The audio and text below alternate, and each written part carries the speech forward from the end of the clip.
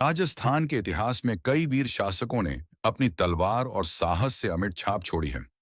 उन्हीं में से एक थे महाराणा संग्राम सिंह, जिन्हें हम राणा सांगा के नाम से जानते हैं। 12 अप्रैल 1482 को जन्मे राणा सांगा मेवाड़ के महाराणा रायमल के सबसे छोटे पुत्र थे। 1509 में पिता की मृत्यु के बाद वे मेवाड़ के महाराणा बने। सिर्फ मेवाड़ ही नहीं, बल्कि पूरे राजपूताना को एक ध्वज तले संगठित करना उनका लक्ष्य था। उनकी वीरता और त्याग ने उन्हें इतिहास का महानायक बना दिया। सिंहासन प्राप्त करना आसान नहीं था। उनके बड़े भाई पृथ्वीराज और जयमल ने उन्हें मारने की कोशिश की, लेकिन सांगा बच निकले और अजमेर में शरण ली। बाद में अजमेर के करमचंद सिंह पंवार की मदद से 1509 में मेवाड़ का सिंहासन पाया। राणा सांगा एक बहादुर योद्धा थे। वे 80 से भी अधिक युद्ध लड़े। युद्ध भूमि में उन्होंने एक हाथ, एक टांग और एक आंख खो दी, लेकिन फिर भी उनकी वीरता और जज्बा कभी कम नहीं हुआ। इसी कारण उन्हें सैनिकों का भग्नावशेष कहा जाता है।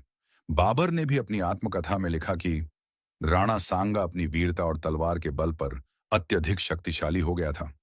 राणा सांगा ने कई मुस्लिम सल्तनतों को परास्त किया। 1517 में खतौली के युद्ध में इब्राहिम लोदी को हराया। 1518 में बाड़ी धौलपुर की लड़ाई में लोदी सेना को फिर हराया। 1519 में गागरों के युद्ध में मालवा और गुजरात की संयुक्त सेना को परास्त कर मालवा पर अधिकार किया। गुजरात अभियान में अहमदनगर और विसनगर तक विजय प्राप्त की। उन्होंने अपने साम्राज्य का विस्तार उत्तर में सतलुज नदी से लेकर दक्षिण में नर्मदा तक और पश्चिम में सिंधु से लेकर पूर्व में ग्वालियर तक कर दिया। 1526 में बाबर ने पानीपत की पहली लड़ाई जीतकर दिल्ली पर कब्जा किया। यह विदेशी आक्रांता भारत की धरती पर अपनी सल्तनत जमाना चाहता था, लेकिन उसके सामने सबसे बड़ी चुनौती बने राणा सांगा। उन्होंने 1 लाख राजपूत योद्धाओं को एकजुट कर आगरा की ओर कूच किया। पहले बयाना के युद्ध में राणा सांगा ने बाबर को हराकर उसका किला जीत लिया, लेकिन 16 मार्च 1527 को खानवा की ऐतिहासिक लड़ाई हुई। राणा सांगा घायल हो गए और उनके मित्र अज्जा झाला ने उनका स्थान लिया। राजपूतों ने वीरता दिखाई, लेकिन बाबर की तोपों और दलबदल की वजह से पराजय मिली। खानवा के युद्ध के बाद भी राणा सांगा ने हार नहीं मानी। वे बाबर को फिर से चुनौती देना चाहते थे, लेकिन उनके अपने ही सरदारों ने उन्हें जहर दे दिया और 30 जनवरी 1528 को राणा सांगा इस दुनिया से विदा हो गए। राणा सांगा केवल मेवाड़ ही नहीं, पूरे राजस्थान के लिए वीरता और शौर्य का प्रतीक हैं।